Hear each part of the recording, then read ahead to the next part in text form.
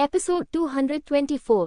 तुम योग्य हो या नहीं, ये तुम पर निर्भर है। तुम हारे हुए हो। लिंग जियो अचानक आगे बढ़ा। राजकुमार वू को अपने पैरों के नीचे दबा लिया और ठंडे स्वर में कहा, बेहतर होगा कि तुम मेरे सामने कुछ सम्मान दिखाओ, अन्यथा मुझे परवाह नहीं होगी कि तुम राजकुमार हो या नहीं, और मैं तुम्हें वैसे भी मार डालूंगा। यदि वह आंतरिक कलह का कारण नहीं बनना चाहता था तो लिंग जियो ने सीधे इस आदमी को मार दिया होता और कोई भी नहीं बचता। उन्होंने हमेशा यह माना है कि चूंकि सभी लोग तियानहाई साम्राज्य का प्रतिनिधित्व करने वाले योद्धा हैं, इसलिए उन्हें अधिक एकजुट होना चाहिए। हालांकि पवन दानव पवित्र तलवार ने पहले भी उसे उकसाया था और अब राजकुमार वू ने हर संभव तरीके से उसके लिए मुश्किलें खड़ी कर दी हैं। जाहिर है कि वह उसे अपना नहीं मानता था। युवा मास्टर लिंग, शांत हो जाओ, शांत हो जाओ। इस समय राजकुमार यू बाहर आया और जल्दी से मुस्कुराया और कहा, युवा मास्टर लिंग, मेरा सबसे बड़ा भाई बस इस पल के लिए चिंतित है। हमें कुछ परिचितों से व्हाइट टाइगर सोसाइटी के सामान्य नियम मिले हैं। हालांकि पिछले 10 सालों में कुछ बदलाव हुए हैं, लेकिन सिद्धांत वही है जो आज भी सच है। सुनना और तैयार रहना हमेशा अच्छा होता है। क्या ये बेहतर नहीं होता यदि आप ये बात पहले कहते? चलिए इस बारे में बात करते हैं। लिंग जियाओ ने अपना दाहिना पैर दूर हटा लिया। उसे अभी भी राजकुमार युन को कुछ सम्मान देना था। आखिरकार यह उसका अंडरकवर एजेंट था। कृपया आप तीनों उड़ते हुए जहाज पर चले जाएं। महामहिम और सभी भाग लेने वाले योद्धा पहले से ही यहाँ मौजूद हैं। राजकुमार युन ने कहा। अच्छा। लिंग जियाओ ने कुछ नहीं कहा और सीधे फ्लायर पर चढ़कर डेक पर आ गया। हाई बटू और क्राउन प्रिंसेस को छोड़कर, जो उस दिन भी केबिन में थे, तियानहाई साम्राज्य के बाकी 35 लोग पहले से ही यहाँ इंतजार कर रहे थे। लिंग जियाओ, लेंगजू और लेंग मेई स्वाभाविक रूप से डैन फैंग और अन्य के बगल में खड़े हो गए। ठीक है, सभी लोग यहाँ हैं। मैं आपको इस व्हाइट टाइगर गैदरिंग के नियम समझाता हूँ। सुन लेंगचान ने लिंग जियाओ को देखकर मुस्कुराया। कई लोगों ने उससे आग्रह किया कि वह पहले ही कह दे कि उसे लिंग जियाओ का इंतजार करने की जरूरत नहीं है, लेकिन फिर भी उसने बोलने से पहले लिंग जियो के वापस आने तक इंतजार किया। चूंकि आप सहयोगी हैं, इसलिए आपको सहयोगी की तरह ही कार्य करना चाहिए। व्हाइट टाइगर गैदरिंग एक अवसर और एक जाल दोनों है। सन लेंगचन का चेहरा गंभीर हो गया। यह प्रतिस्पर्धा करने के लिए आने वाला प्रत्येक योद्धा व्हाइट टाइगर टूर्नामेंट के माध्यम से अधिक मजबूत हो सकता है और अपने साथियों से बहुत आगे निकल सकता है। हालांकि बहुत से लोग यहाँ से जीवित बचकर नहीं निकल पाते। हालांकि मैं वास्तव में व्हाइट टाइगर सोसाइटी के अंत तक इंतजार करना चाहता हूँ और यहाँ मौजूद सभी 35 लोग जीवित होंगे, लेकिन ये केवल भ्रम ही हो सकता है। हालांकि जोखिम जितना ज्यादा होगा, अवसर भी उतने ही ज्यादा होंगे। अगर आप बच गए तो आप निश्चित रूप से व्हाइट टाइगर महाद्वीप के सबसे चमकदार सितारे बन जाएंगे। वह भविष्य में व्हाइट टाइगर महाद्वीप का पूर्ण अधिपति भी बन जाएगा। इसमें किसी को संदेह करने की आवश्यकता नहीं है, क्योंकि जिन योद्धाओं ने पिछले व्हाइट टाइगर फेग्यून एसोसिएशन में भाग लिया था, जब तक वे जीवित रहे, सभी ने अपनी साधना में बहुत प्रगति की। इस मामले में क्राउन प्रिंसेस का सबसे ज्यादा कहना है। आपको शायद यकीन न हो कि 10 साल पहले क्राउन प्रिंसेस सिर्फ एक छोटी बच्ची थी जिसने यिन और यांग के दायरे को तोड़कर आगे बढ़ी थी। अपनी असाधारण प्रतिभा की वजह से वह सुरक्षित रही और बच गई। तब से वह लगभग पूरी तरह से बदल गई है। न केवल उसकी योग्यता में बहुत सुधार हुआ है, बल्कि उसकी साधना भी आसमान छू रही है। मात्र 10 वर्षों में वह अब व्हाइट टाइगर महाद्वीप की युवा पीढ़ी की 13 सबसे उत्कृष्ट लोगों में से एक बन गई हैं। लिंग जियाओ समझ गया कि उसका क्या मतलब था। क्राउन प्रिंसेस ने सिर्फ सुरक्षित रहकर और बचकर इतनी बड़ी प्रगति की थी। तो यदि आप अपनी क्षमताओं के बल पर पूरी तरह जीवित रहते हैं, तो क्या आपको अधिक लाभ नहीं मिलेगा? ऐसा लगता है कि पुनर्जन्म का क्षेत्र मात्र एक साधारण स्वप्न नहीं है। ये श्वेत बाघ समागम पुनर्जन्म के दायरे से बाहर निकलने का सबसे अच्छा शॉर्टकट है। मैं लाभों के बारे में विस्तार से नहीं बताऊंगा, आपको इसके बारे में बहुत कुछ सुनना चाहिए था। आइए संक्षेप में नियमों के बारे में बात करें। सन लेंगचन ने आगे कहा, व्हाइट टाइगर टूर्नामेंट 3 खेलों में विभाजित है और प्रत्येक खेल के नियम अलग अलग हैं। पहली लड़ाई को परगेटरी का खूनी युद्ध कहा गया। नियम बहुत सरल हैं। सभी भाग लेने वाले योद्धाओं को 10,000 थंडर जेडी में एक निश्चित स्थान पर फेंक दिया जाएगा। इस स्थान का एक निश्चित दायरा है। अगली बात एक दूसरे से लड़ने की है। ये लड़ाई 3 घंटे तक चलती है। इस दौरान आप बचने, छिपने, लड़ने और बचने के लिए अन्य तरीके चुन सकते हैं। अगर आप इस सीमा से बाहर जाते हैं तो आपको असफल घोषित कर दिया जाएगा। दूसरे शब्दों में, अगर किसी को लगता है कि वह अब और नहीं टिक सकता, तो वह इस तरह से हार मान सकता है और बाहर हो सकता है। क्या ये बहुत ही मानवीय नियम है ना? लिंग जियाओ ने भौहें सिकुड़ी। ये वास्तव में एक मजबूत आदमी द्वारा किया गया मजाक था। मुझे उम्मीद नहीं थी कि पहले गेम में भाग लेने वाले योद्धा एक दूसरे को मार डालेंगे। इसका क्या मतलब है? जाहिर है, इस प्रथम द्वंद्वयुद्ध में भाग लेने वाले योद्धाओं को अपनी व्यक्तिगत शिकायतों को सुलझाना था। सन लेंगचन ने मुस्कुराते हुए कहा, मुझे पता है कि हमारे तियानहाई साम्राज्य के कई प्रतियोगियों को एक दूसरे के खिलाफ शिकायतें हो सकती हैं। अगर वे उन्हें हल करना चाहते हैं, तो इस पहले गेम का उपयोग उन्हें हल करने के लिए किया जा सकता है। लेकिन मैं आपको याद दिलाना चाहता हूं कि आंतरिक संघर्षों को सुलझाकर कभी भी दूसरों को आपका फायदा उठाने न दें। दूसरे गेम के बारे में क्या? लिंग जियाओ को इस तरह की नरभक्षी लड़ाई से नफरत थी। उसे हमेशा ऐसा लगता था कि उसके साथ उन ताकतवर लोगों द्वारा बंदर जैसा व्यवहार किया जा रहा है। इसलिए उन्होंने उत्सुकता से दूसरे खेल के बारे में पूछा। दूसरे गेम का नाम ट्रेजर हंट है। तुम्हें भी उसी खंडहर में फेंक दिया जाएगा। इस खंडहर में बहुत सारे खजाने हैं। जो अंत में सबसे ज्यादा कीमत वाला खजाना खोज लेगा, वह फाइनल में सबसे पहले प्रवेश करेगा। जो कोई भी कम मूल्य का खजाना पाता है, या उसे पाता ही नहीं, वह स्वाभाविक रूप से नष्ट हो जाएगा। आपको खजाने के मूल्य के बारे में चिंता करने की जरूरत नहीं है। ऐसा कहा जाता है कि आयोजन समिति के पास शेंजी महाद्वीप से आयातित सबसे उन्नत खजाना परीक्षक है, और आप एक नज़र में बता सकते हैं। सन लेंगचन ने लिंगजियो पर नजर डाली और आगे कहा, खजाने की खोज की लड़ाई में एक विशेष नियम है जो अगले फाइनल को प्रभावित करेगा। इसका मतलब है कि इस लड़ाई के परिणामों के अनुसार फाइनल को विभाजित करना।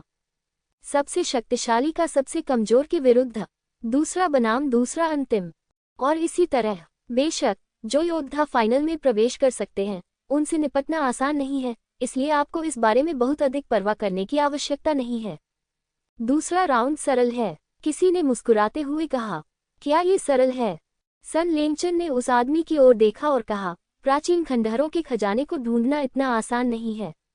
आपको न केवल खंडहरों में तैनात राक्षसों का सामना करना होगा, बल्कि आपको अन्य योद्धाओं के गुप्त हमलों का भी सामना करना होगा। क्या आपको सचमुच लगता है कि यह सरल है? वह आदमी तुरंत चुप हो गया। ऐसा लगता है कि खजाने की खोज के लिए दूसरी लड़ाई पार्गेट्री में हुई पहली खूनी लड़ाई से भी अधिक भयानक है। फाइनल के नियम सरल हैं। यह एक वास्तविक लड़ाई है। झूठ के लिए कोई जगह नहीं है। मुझे और कुछ कहने की जरूरत नहीं है ना? सभी ने सिर हिलाकर संकेत दिया कि वे समझ गए हैं। व्हाइट टाइगर फेग्यून क्लब में भाग लेने के लिए आने वाला कोई भी व्यक्ति मूर्ख नहीं है। ऐसा कोई कैसे हो सकता है जो समझ न सके? ठीक है, चूंकि आप सभी समझ गए हैं, इसलिए मुझे कुछ नहीं कहना है। अब वापस जाओ और तैयारी करो। पहले पार्गेट्री में खूनी युद्ध से निपटो। जब तक आप इससे पार पा लेते हैं, भले ही आपको युद्ध न करना पड़े, आपको बहुत लाभ होगा। मैं नहीं चाहता कि कोई भी बीच में ही काम छोड़ दे। ये शर्मनाक है और यह कोटि की बर्बादी है। सन लेंगचन आखिरकार तियानहाई साम्राज्य का योद्धा है, और वह अभी भी तियानहाई साम्राज्य की परवाह करता है। लिंगजियो अलग है। लिंगजियो के दिल में केवल तियानचाओ साम्राज्य है। ठीक है, यदि आपके पास कोई अन्य प्रश्न नहीं है, तो आप वापस जाकर तैयारी कर सकते हैं। सन लेंगचन ने वही किया जो उसे करना चाहिए था, और माना जाता है कि उसने अपना सर्वश्रेष्ठ किया। अगर कोई उसकी बात सुनने से इनकार कर देता और अपनी राह पर चलने पर अड़ जाता, तो अगर उसकी मौत हो जाती तो वे उसे दोष नहीं दे पाते। अब और नहीं। अधिकांश लोगों ने अपना सिर हिलाया। सन लेंगचान के शब्द बहुत स्पष्ट थे, और इसमें भ्रमित होने वाली कोई बात नहीं थी। मुझे कोई संदेह नहीं है, लेकिन मेरे पास एक अच्छा सुझाव है। अचानक केबिन से एक ठंडी आवाज आई। ये तियानहाई अत्याचार है। महामहिम, आपके पास क्या सुझाव हैं? हर कोई बहुत उत्सुक था। तियानहाई बटू अब तक आने से मना कर रहा था, लेकिन अब वह सुझाव देना चाहता था। ये वाकई दिलचस्प था। मेरी सलाह वास्तव में बहुत सरल है। पापमोचन में खूनी युद्ध में सभी योद्धाओं की सुरक्षा की गारंटी नहीं दी जा सकती। कमजोर लोग स्वाभाविक रूप से मर जाएंगे और ताकतवर लोग बच नहीं पाएंगे। इसलिए इस लड़ाई के लिए रणनीति की आवश्यकता है। तियानहाई तानाशाह ने शांति से कहा, और यह रणनीति वास्तव में बहुत सरल है। हमें कुछ तोप के चारे की जरूरत है। कुछ योद्धा जो बाधाओं के रूप में कार्य करें। तोप का चारा। तियानहाई टायरानी के शब्द सुनकर कई योद्धाओं के दिल उछल पड़े। उन्होंने स्पष्ट रूप से तियानहाई टायरानी के इस विचार को समझ लिया था कि अधिकांश योद्धाओं को बचा लिया जाए तथा जब बलिदान आवश्यक हो तो तोप के गोले को नष्ट होने दिया जाए। ये तियानहाई साम्राज्य के महामहिम युवराज की भी सुसंगत शैली है।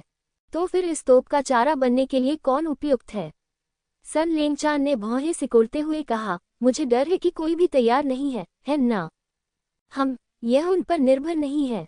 चूंकि मैं तियानहाई साम्राज्य की ओर से लड़ रहा हूँ, इसलिए मुझे निर्णय लेने का अधिकार है।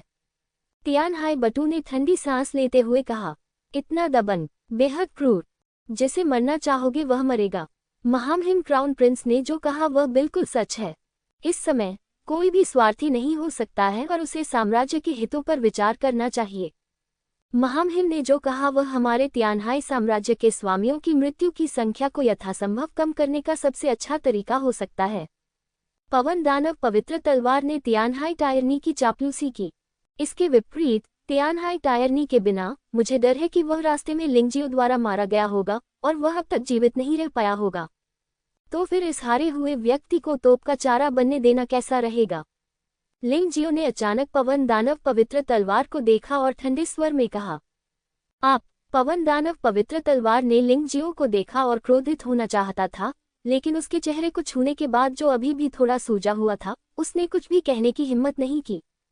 ये देखकर कि वह चुप रहा, लिंगजियो ने केबिन की दिशा में देखा और कहा, महामहिम तियानहाई साम्राज्य के युवराज, आप लोगों को तोप का चारा बनाना पसंद करते हैं, मेरा इस पर कोई नियंत्रण नहीं है। मुझे इससे कोई फर्क नहीं पड़ता कि विंडेमन होली स्वॉर्ड जैसे मूर्ख आपके लिए तोप का चारा बनना चाहते हैं, लेकिन मेरे लोगों का इसमें शामिल होना असंभव है। हम दिव्य साम्राज्य का प्रतिनिधित्व करते हैं, आपके तियानहाई साम्राज्य का नहीं। चलो चलें। लिंगजियाओ के लिए स्वर्गीय साम्राज्य में किसी भी योद्धा को तोप के चारे के रूप में इस्तेमाल करना असंभव है। अगर वे मारे जाने के लिए पर्याप्त सक्षम नहीं हैं, तो यह एक और मामला है। लेकिन लिंगजियो ऐसा कुछ नहीं कर सकता था कि वह अपने साथियों को तोप का चारा बनने के लिए कहे। रुकना। तियानहाई टायरानी की आवाज ठंडी और निषेधात्मक थी। लिंगजियाओ, तुम्हें स्पष्ट रूप से सोचना होगा। उन कचरे को रखना तुम्हें जल्द या बाद में पीछे खींच लेगा। यातनागृह में खूनी लड़ाई का मतलब है एक दूसरे को मारना। क्या आपको लगता है कि आप सभी की रक्षा कर सकते हैं? यदि आप उनकी रक्षा नहीं कर सकते, तो ये दूसरी बात है, लेकिन अपने साथियों को तोप का चारा बनने देना जानवरों से भी बदतर है। अगर वे मर भी जाएं तो उन्हें वीरतापूर्वक मरना चाहिए, न कि अपने ही लोगों द्वारा धोखा दिए जाने और पछतावे के साथ मरने चाहिए। लिंगजियो ने कहा, न तो विनम्र और न ही अहंकारी। उन्होंने स्वीकार किया कि वे सभी की सुरक्षा नहीं कर सकते, और उनका ऐसा करने का कोई इरादा भी नहीं था। उन्होंने सिर्फ अपने ही लोगों के साथ विश्वासघात किया, जो वे वास्तव में नहीं कर सकते थे। नारी की दया। यदि तुमने आज जाने की हिम्मत की, तो यातनागृह में खूनी लड़ाई में प्रवेश करने के बाद हमारा तियानहाई साम्राज्य अब तुम्हारा सहयोगी नहीं रहेगा। अगर हम तुम्हें देखेंगे, तो हम तुम्हें जरूर मार देंगे। तियानहाई टायरानी ने ठंडे स्वर में कहा। उसने लिंगजियो को मारने के बजाय उसे अपने पास इसलिए रखा क्योंकि पहला तो ये कि नियम इसकी इजाजत नहीं देते थे, और दूसरा ये कि वह लिंगजियो को तोप के चारे और ढाल के रूप में अपने पास रखना चाहता था। लिंगजियाओ ने वास्तव में सहमत होने से इनकार कर दिया और कई हारने वालों के जीवन के लिए अपनी इच्छा के विरुद्ध चला गया। वह कैसे नाराज नहीं हो सकता था? तियानहाई टायरनी, जब आप ये कहते हैं तो आपको स्पष्ट रूप से सोचने की जरूरत है। मूल रूप से मेरा तियानहाई साम्राज्य के योद्धाओं के खिलाफ कार्रवाई करने का इरादा नहीं था। आखिरकार हम अभी भी सहयोगी हैं। यदि आप ऐसा कहते हैं, तो भले ही हम पाताल लोक में खूनी लड़ाई में प्रवेश करें, मैं तियानहाई साम्राज्य के योद्धाओं पर कभी दया नहीं दिखाऊंगा। बेहतर होगा कि आप उस पवन दानव पवित्र तलवार पर नजर रखें, वह व्यक्ति है जिसे मुझे मारना होगा। लिंगजियाओ का हार मानने का कोई इरादा नहीं था। बोल्ड, क्या तुम मुझे तुच्छ समझने का साहस कर सकते हो? तियानहाई तानाशाह इतने लंबे समय से जीवित है, और उसने कभी ऐसा आदमी नहीं देखा है जो आगे बढ़ना या पीछे हटना नहीं जानता हो। मैं तुम्हें सिर्फ इसलिए नहीं मारूंगा क्योंकि नियम इसकी इजाजत नहीं देते। क्या तुम सचमुच सोचते हो कि मैं तुम्हें मारने की हिम्मत नहीं कर सकता? मुझे ऐसा नहीं लगता। लिंगजियो ने तियानहाई बटू को हल्के से देखा और कहा, शायद आप एक राजकुमार होने और हर किसी पर हुक्म चलाने के आदी हैं। आपके पास घमंडी होने की ताकत भी है, लेकिन अंतिम विश्लेषण में आप सिर्फ yin यान क्षेत्र के योद्धा हैं, पुनर्जन्म क्षेत्र की भी नहीं। आप मेरे सामने गुरु होने का नाटक क्यों कर रहे हैं? आप दोनों कृपया एक शब्द भी कहना बंद करें, एक हो जाएं। एक हो जाएं, छोटे ने मुस्कुराते हुए कहा। वह स्पष्ट रूप से दुर्भाग्य के बारे में खुश था और बहुत उत्साहित था, लेकिन उसने एकता के लिए चिल्लाया। यह आदमी भी एक ऐसा व्यक्ति है जो दुनिया में अराजकता से डरता है। स्वर्गीय साम्राज्य के सभी योद्धाओं, कृपया मेरे पीछे आओ। लिंग जियो को लगा कि उसके पास तियानहाई टायरानी के साथ बात करने के लिए कुछ नहीं है। यह आदमी महत्वाकांक्षी है और वास्तव में उसने व्हाइट टाइगर महाद्वीप को उखाड़ फेंकने के प्रयास में नाइट डेमन किंग को खड़ा किया था। वह उसके प्रति बहुत शत्रुतापूर्ण है और सुलह या गठबंधन की कोई संभावना नहीं है। इसलिए वह सोचता है कि अगले व्हाइट टाइगर फेग्यून क्लब में इस आदमी से अलग होकर काम करना बेहतर होगा। जो कोई भी मरना चाहता है, उसका पीछा करो।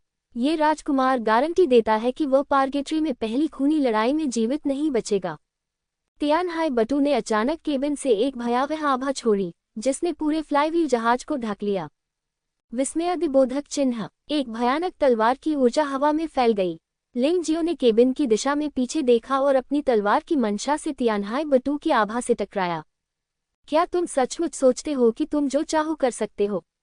लिंग जियाओ की गति तियानहाई बटू से खराब नहीं है। जब सभी लोग उत्साह देख रहे थे, अचानक सफेद चीलों का एक समूह आसमान में उड़ गया। यह आओई परिवार का विशिष्ट उड़ान वाहन था। यह न केवल तेज है, बल्कि इसमें एक निश्चित लड़ाकू शक्ति भी है, जो काफी शक्तिशाली है। बाज के ऊपर कई स्वामी हैं। आओई परिवार के लोग वास्तव में यहाँ आए थे। फ्लाईव्हील पर बैठे कुछ लोग भ्रमित थे, लेकिन कुछ लोग इसे अच्छी तरह जानते थे। किसी ने पहले लिंग जियो को वानली जेडी के बाहर एओई परिवार के योद्धाओं को मारते हुए देखा था, और यह व्यक्ति तियानहाई साम्राज्य के 35 भाग लेने वाले योद्धाओं में से एक है। वह पवन दानव पवित्र तलवार है। उसे लिंग जियाओ से बहुत नफरत है। अन्य लोग लिंग जियो को धोखा नहीं दे सकते, लेकिन पवन दानव पवित्र तलवार वह है जो वह चाहता है। यदि उसे इस बात की चिंता न होती कि एओई परिवार उस पर अपना गुस्सा निकालेगा, तो वह बहुत पहले ही एओई मंदिर में रिपोर्ट कर चुका होता। आज, जब तक एओई परिवार ने उल्लेख किया कि वे उस हत्यारे की तलाश कर रहे थे जिसने सबसे बड़ी महिला को मार डाला, वह निश्चित रूप से लिंग जियो को बेच देगा। मेरा मानना है कि महामहिम युवराज और युवराज ऐसा करके बहुत प्रसन्न होंगे। आज हजारों गरजों की इस भूमि के बाहर एक चौंकाने वाली घटना हुई। एओई परिवार की सबसे बड़ी महिला को एक गैंगस्टर ने मार डाला और उसका शरीर बरकरार रखा। क्या आप में से किसी ने संदिग्ध की शक्ल देखी? मुझे बताओ। एओई परिवार में कई समस्याएं हैं। इनाम शून्य में एक आवाज उदासीनता से आई। पवन दानव पवित्र तलवार को पुरस्कारों की परवाह नहीं है। जब तक वह लिंग जियो को मार सकता है, वह कुछ भी कर सकता है। वह बोलने ही वाला था कि उसने सन लेंगचन को ठंडे स्वर में कहते सुना, आओई परिवार बहुत राजसी है। क्या आप जानते हैं कि यह तियानहाई साम्राज्य का शिविर है? तो क्या हुआ अगर तुम्हें पता चल गया? आकाश में आदमी ने पूछा। अगर तुम्हें ये पता है तो यहाँ से चले जाओ।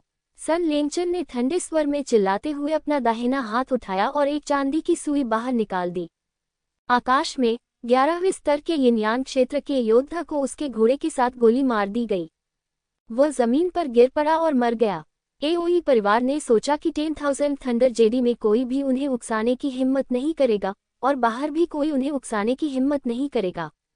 लेकिन उन्हें यह एहसास नहीं था कि इस बार व्हाइट टाइगर सम्मेलन में भाग लेने आए 4 प्रमुख साम्राज्यों और झेंगई संप्रदाय से खिलवाड़ करना आसान नहीं था। अभिमानी आओई परिवार के योद्धा आज वाकई बदकिस्मत थे। पहले तो इतने सारे लोग मारे गए और अब जब वे जांच करने आए तो उन्हें सभी अनियंत्रित और प्रतिभाशाली योद्धा मिले। कोई भी उनका सामना नहीं करेगा, विशेषकर तब जब वे हवा में ऊंची उड़ान भर रहे हों, जो कि और भी अधिक घृणित है। क्या तुमने सुना नहीं? मैं तुमसे कह रहा हूं कि नीचे उतरो और बात करो। क्या तुम सचमुच मरना चाहते हो?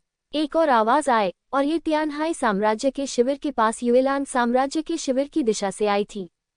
तभी आसमान से एक आकृति उभरती हुई दिखाई दी, एक विशाल भेड़िए की तरह। इसके तुरंत बाद यिनयान क्षेत्र के 12वें स्तर पर एक योद्धा को पकड़कर मार दिया गया। जिस व्यक्ति ने ये कार्रवाई की वह वास्तव में युएलान साम्राज्य का युवा मास्टर तियानलैंग था। नीचे जाना। आओई परिवार के लोगों ने देखा कि स्थिति ठीक नहीं थी। वे यहाँ उस संदिग्ध को खोजने आए थे जिसने सबसे बड़ी महिला की हत्या की थी। वे इन लोगों के दुश्मन नहीं थे। अगर वास्तव में लड़ाई छिड़ गई तो इससे 4 प्रमुख परिवारों, 4 प्रमुख साम्राज्यों और शोइची संप्रदाय के बीच युद्ध छिड़ जाएगा। वे भी जिम्मेदारी नहीं उठा सकते। यद्यपि 2 योद्धा मारे गए, परंतु यह उनकी लापरवाही के कारण हुआ। झेंगई संप्रदाय के पेंग जैनरेन उन्हें अनदेखा कर सकते हैं और उन्हें पागल होने दे सकते हैं, लेकिन इन युवा प्रतिभाओं में से किसी के साथ खिलवाड़ करना आसान नहीं है। नेता ने सभी को जमीन पर उतरने का आदेश दिया और फिर उसने अपने हाथों को कप में भरकर कहा, अगर मेरे अभी के कार्यों ने आपको ठेस पहुंचाई है तो कृपया मुझे माफ कर दें। बात बस इतनी सी है कि आओई परिवार की सबसे बड़ी महिला की हत्या कर दी गई और हमने अपनी हताशा में शिष्टाचार खो दिया। यहाँ कोई संदिग्ध नहीं है, श्री सीरियस ने ठंडे स्वर में कहा। इंतजार। पवन दानव पवित्र तलवार लंबे समय तक इंतजार नहीं कर सका। उसे लगा कि अगर वह इस समय खड़ा हो जाए तो वह असली नायक होगा। एकमात्र लिंग जियाओ के लिए तियानहाई साम्राज्य और एओई परिवार को दुश्मन बनाना मूर्खता होगी। क्या आपने इस युवा नायक को देखा है? आओई परिवार के योद्धा के चेहरे पर आश्चर्य की झलक दिखाई दी। जब तक युवा नायक उन लोगों को इंगित करता रहेगा, हमारा आओई परिवार निश्चित रूप से आभारी रहेगा। फैंग मो पवित्र तलवार के शब्दों को सुनने के बाद लिंग जियो को पता था कि वह आज बच नहीं पाएगा। उसने पहले सोचा था कि वह इसे व्हाइट टाइगर स्टॉर्म के खत्म होने तक छिपा सकता है। मुझे इसकी उम्मीद नहीं थी कि मेरे अपने ही लोगों द्वारा मुझे धोखा दिया जाएगा। खैर, यह आदमी हमारा अपना नहीं है। जब से वह तियानहाई शहर में था, तब से वह उसका दुश्मन है और अब वह उसे सबके सामने धोखा भी दे रहा है।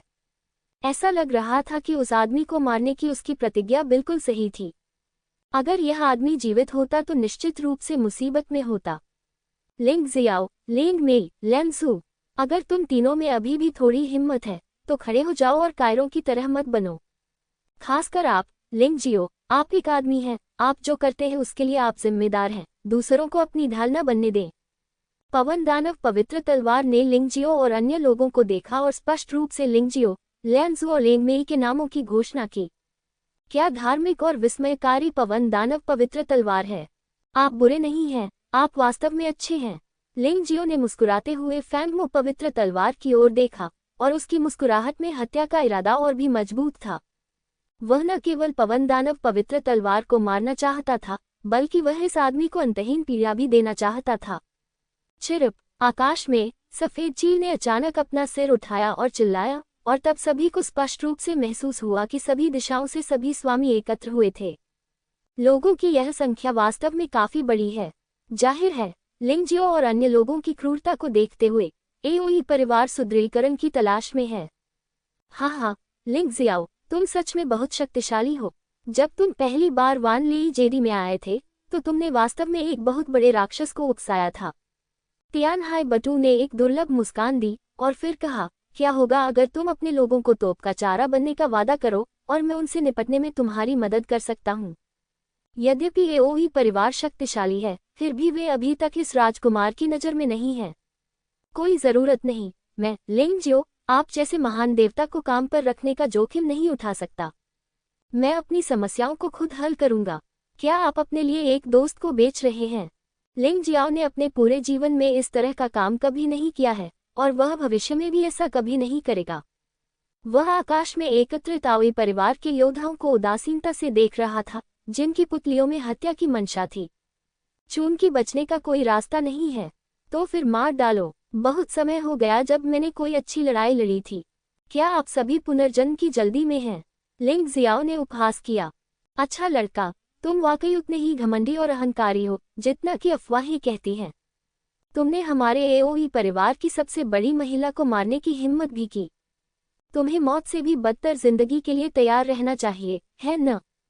समूह का नेतृत्व करने वाला व्यक्ति कोई और नहीं बल्कि मिंग आओई था, जिससे लिंग जियो पहले भी मिल चुका था। लिंग जियो ने उसके सामने एओई परिवार की सबसे बड़ी महिला को मार डाला।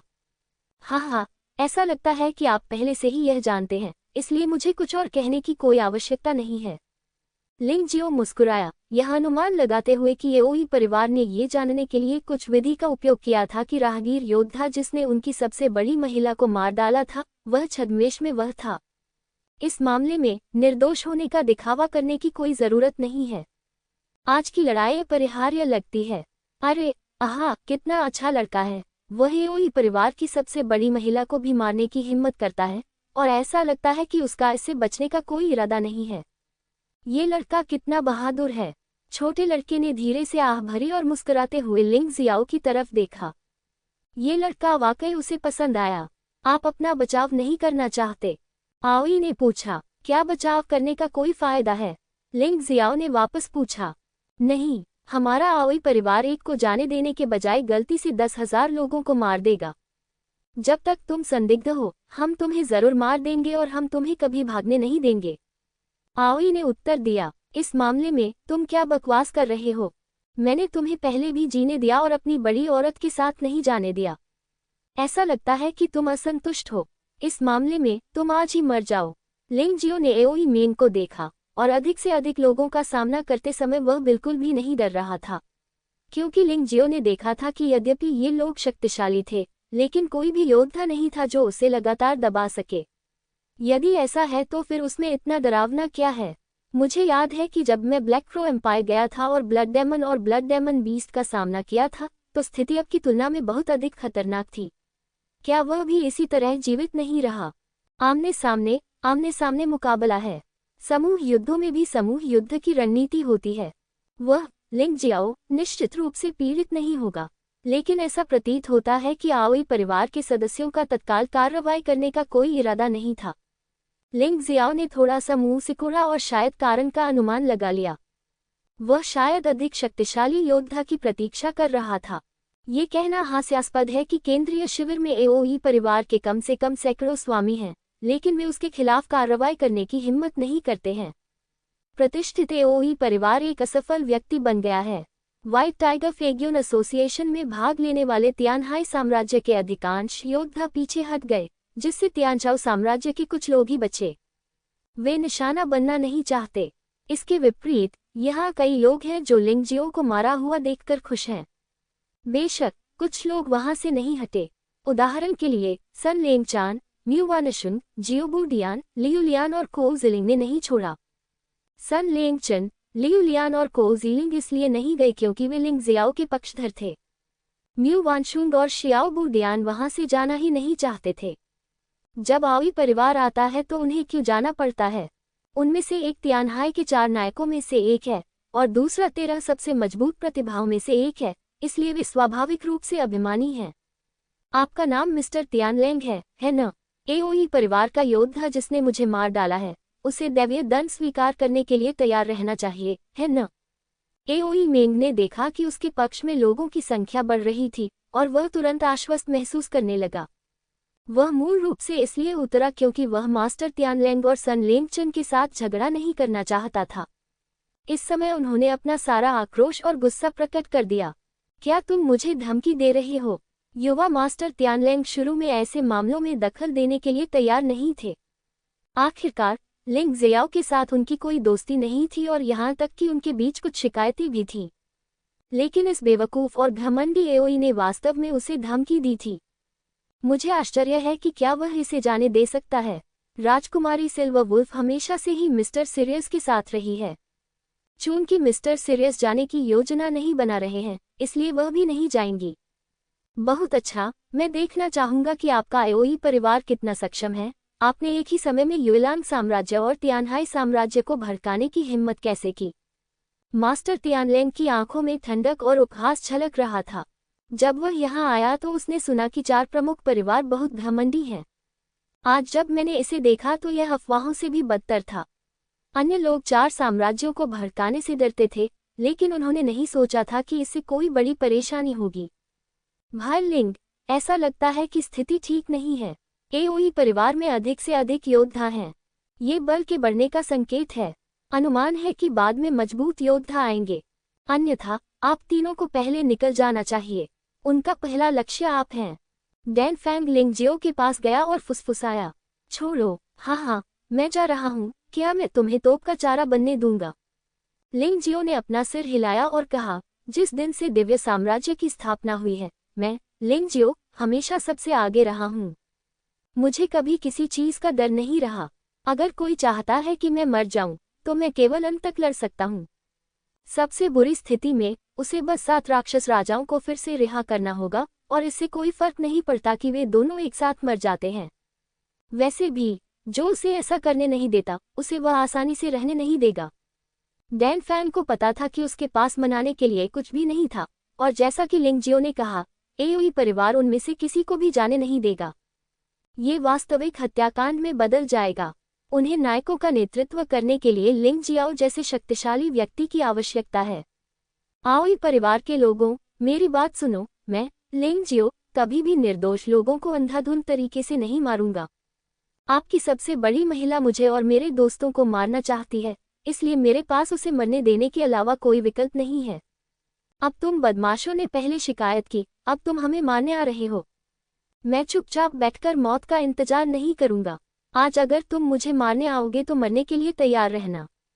लिंग जियो के बोलना समाप्त करने के बाद एक भयानक जानलेवा आभा अचानक आकाश में उठी और एक राक्षस में परिवर्तित हो गई। वह आकाश में शिविर में कूद गया। जानलेवा आभा मूलतः दुश्मन को मारने में असमर्थ है। ये केवल दुश्मन को डरा सकता है, शत्रु को रोके। हालांकि जब हत्या का इरादा राक्षसी हो जाता है तो आप दुश्मन को मार सकते हैं। हो, भयावह जानलेवा आभा दूर हो गई और एक काले राक्षस में बदल गई, जिसने लगभग पूरे युद्ध क्षेत्र को ढक लिया।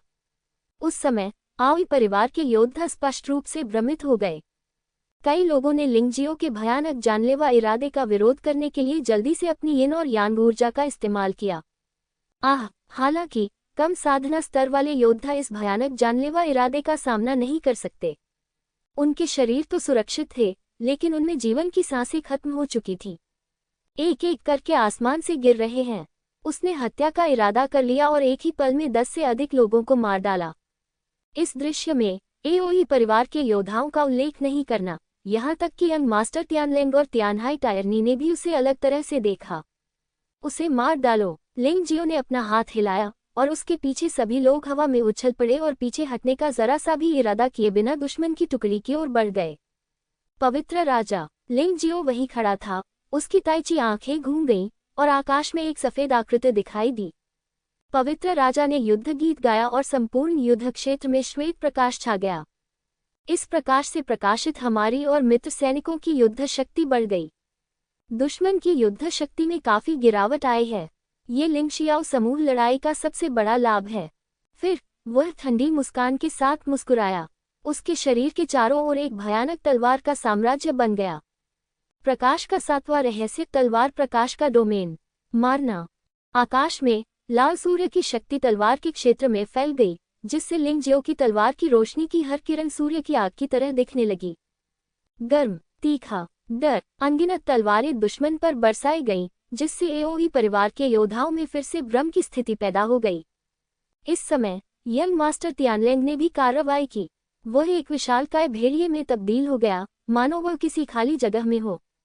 आओई परिवार के वे योद्धा उसके सामने कुछ भी नहीं थे। वह एओई परिवार के योद्धाओं को पछताना चाहता था। उन्होंने उसे क्यों अपमानित किया। सन लेंगचन, लियुलियान, कोजीलिंग ने भी एक के बाद एक कार्रवाई की, और लिंग जियो और अन्य लोगों के साथ मिलकर उन्होंने एओई परिवार के योद्धाओं को मार डाला। एओई परिवार के योद्धाओं को स्पष्ट रूप से यह उम्मीद नहीं थी कि लिंग जियो ने उनकी भारी घेराबंदी के तहत भागने का विकल्प नहीं चुना, बल्कि लड़ने का विकल्प चुना। और वे बिना किसी हिचकिचाहट के लड़े। उन्हें सबसे अधिक आश्चर्य इस बात पर हुआ कि लिंग जियो के आसपास के लोगों में से कोई भी औसत दर्जे का नहीं था। बेशक सबसे मुश्किल था यंग मास्टर तियानलेंग से निपटना। यह आदमी बस एक हत्या मशीन था, जो एओई परिवार के योद्धाओं की जान लेने के लिए पागलों की तरह काम कर रहा था। आओई मेन को पछतावा होने लगा कि उसने इस आदमी को डांट फटकार में क्यों घसीटा। अरे, ये युवा लोग इतने शक्तिशाली कैसे हैं? क्या व्हाइट टाइगर महाद्वीप वास्तव में बदलने वाला है? ये पूरी तरह से अराजक है। चारों साम्राज्यों और झेंगई संप्रदाय के योद्धा एक के बाद एक शिविर से बाहर आए और आकाश में हो रहे युद्ध को देखने लगे। हे, ये लोग बहुत चिंतित हैं। परगेट्री में खूनी लड़ाई अभी शुरू नहीं हुई है, लेकिन वे शुरू होने का इंतजार नहीं कर सकते। इससे मुझे भी ऐसा करने की इच्छा होती है। 9 पूंछ वाली लोमड़ी परी किनक्यू आकाश में हो रही लड़ाई को देखकर मुस्कुराई तथा स्पष्टतः इसे एक अच्छा शो मान रही थी। होंग्यू, तुम्हें जाने की अनुमति नहीं है। जुन मोचो ने होंग्यू को पकड़ लिया, जो मदद करना चाहता था। मास्टर की चेतावनी को मत भूलना। हमारा झेंगई संप्रदाय अब 4 प्रमुख परिवारों के साथ दुश्मनी नहीं कर सकता। इसके अलावा आपका बड़ा भाई अभी भी खतरे में नहीं है। रास्ते से हट जाओ, नहीं तो मैं कार्रवाई करूंगा। एक अजीब अग्नि ड्रैगन अचानक होंग्यू के शरीर पर प्रकट हुआ, जिसने उसे पूरी तरह से घेर लिया।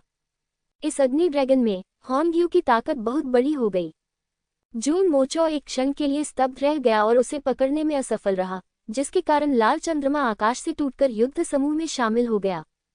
तियानहाई तानाशाह ने आकाश के दृश्य को देखा और बस उपहास किया। जो व्यक्ति उनकी सेवा नहीं कर सकता, चाहे वह कितना भी योग्य क्यों न हो, वह फिर भी मुसीबत ही है। इसलिए वर्तमान स्थिति के लिए वह परिणाम देखकर खुश हैं।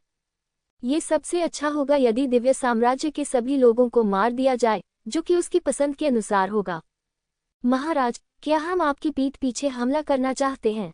राजकुमारी ने पूछा। इसे भूल जाओ। हालांकि मैं सचमुच चाहता हूं कि वे इतने सारे लोगों के सामने और हमारी पीठ पीछे हमारे ही लोगों से निपटते हुए मर जाएं, लेकिन मुझे डर है कि भविष्य में कोई भी हमारे लिए काम करने को तैयार नहीं होगा। पहले देखते हैं, तियानहाई बटू ने व्यंग्य करते हुए कहा। आओई परिवार की ताकत निश्चित रूप से अब जैसी नहीं है। उनके पास अभी भी मजबूत स्वामी हैं जो अभी तक प्रकट नहीं हुए हैं। एक बार वे प्रकट हो जाएं, तो ये लोग मर जाएंगे। उस लिंगजियो सहित तब तक तुम्हारा बदला ले लिया जाएगा। लिंगजियो, दूसरी तरफ ज्यादा से ज्यादा लोग हैं और मुझे लगता है कि मजबूत लोग आ रहे हैं। पीछे हटने की कोई जरूरत नहीं है। जितनी जल्दी हो सके इन लोगों से निपटो और फिर भाग जाओ। सन लेंगचन ने लिंग जियाओ के पास जाकर अपनी आत्मा से संदेश प्रेषित किया। भाग जाओ। क्यों भाग रहे हो? क्या तुम व्हाइट टाइगर कॉन्फ्रेंस में भाग नहीं लेने जा रहे हो?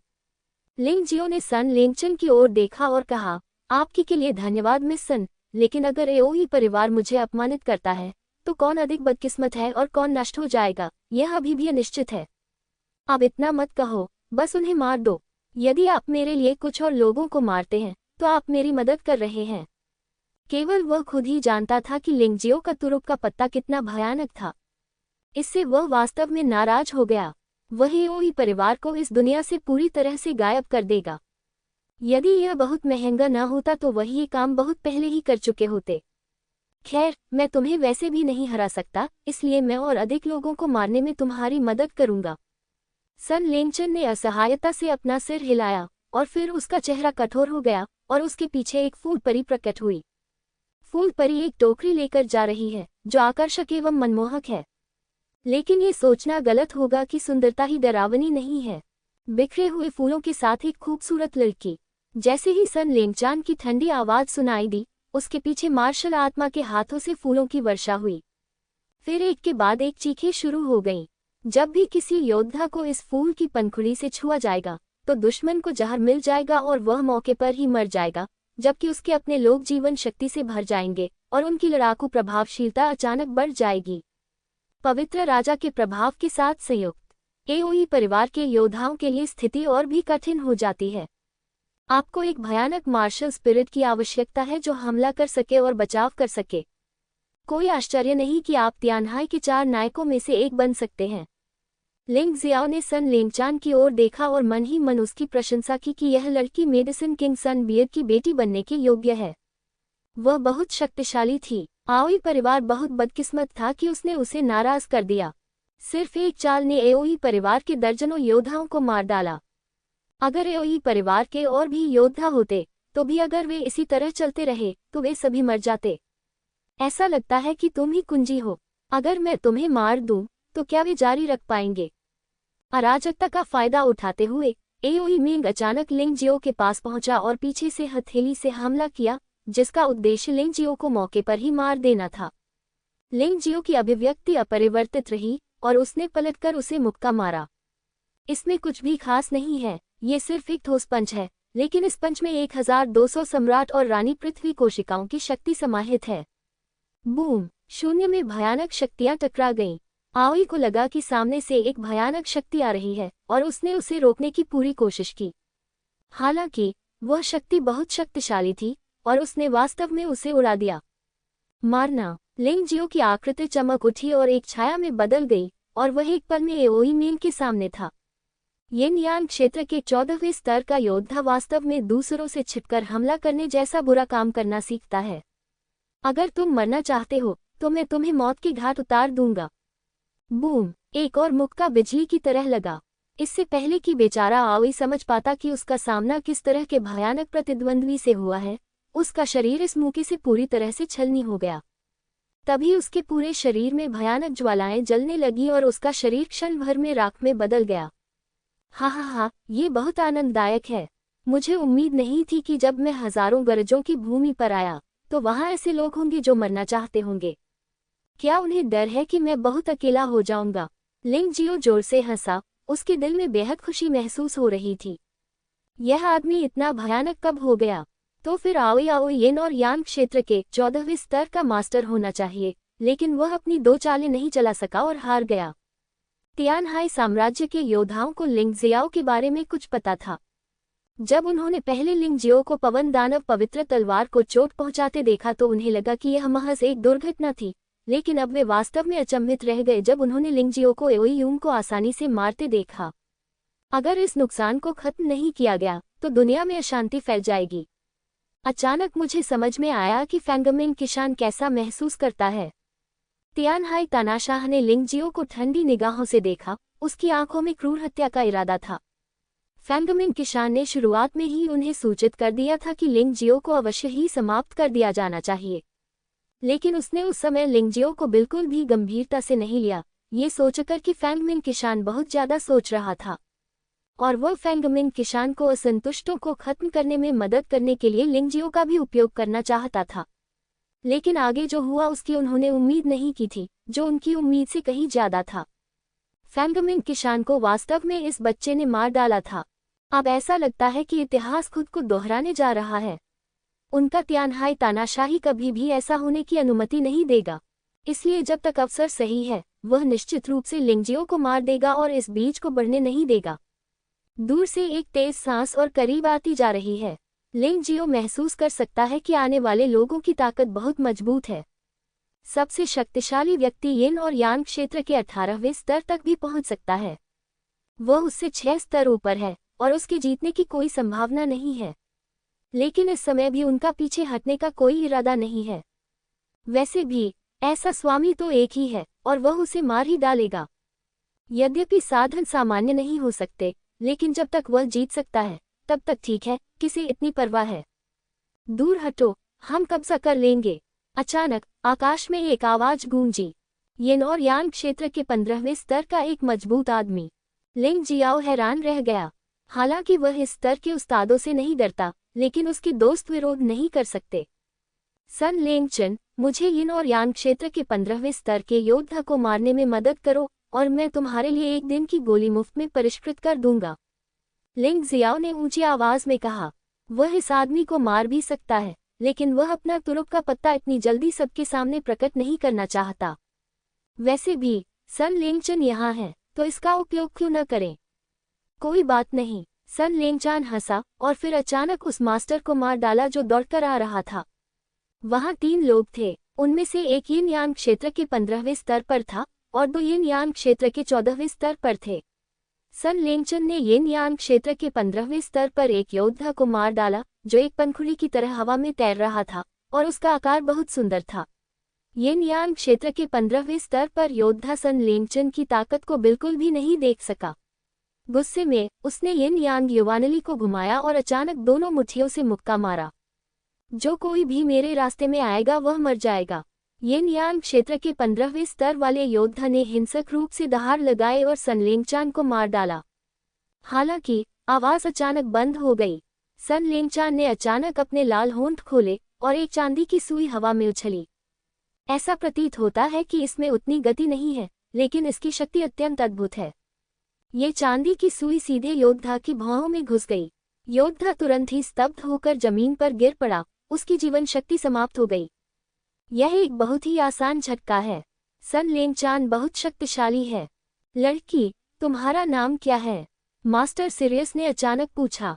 सुन लेंगचन, मैं देख रहा हूँ तुम औषधि राजा सन यान की बेटी हो। कोई आश्चर्य नहीं कि तुम इतनी शक्तिशाली हो। ऐसा लगता है कि तुम में हम 13 लोगों के करीब होने की क्षमता है, लेकिन तुमने इतनी जल्दी अपना तुरुप का पत्ता उजागर कर दिया। यातनागृह में पहली खूनी लड़ाई आसान नहीं होगी। मास्टर तियानलेंग शून्य में स्थिर खड़े थे, लेकिन उनके शरीर के ऊपर भेड़ियों की परछाइयां निकलती रहीं, जो अभी भी एओई परिवार के योद्धाओं को मार रही थी। आपकी चिंता के लिए धन्यवाद, श्री सीरियस, लेकिन मेरा मानना है कि केवल अपनी क्षमता का उपयोग करके ही आप वास्तव में सुधार कर सकते हैं। सन लिंगचान अपने ट्रम्प कार्ड को उजागर करने से डरती नहीं है, क्योंकि लिंग जियो की तरह उसके पास एक से अधिक ट्रम्प कार्ड हैं।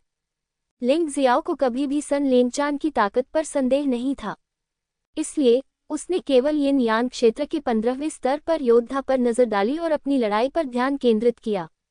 उसे यिन यान क्षेत्र के 14वें स्तर पर 2 योद्धाओं का सामना करना पड़ा। अब अपना कौशल दिखाने का समय आ गया है। लिंग जियो ने उपहास किया, अपना हाथ उठाया और उसके हाथ में प्रकाश की एक दिव्य तलवार प्रकट हुई।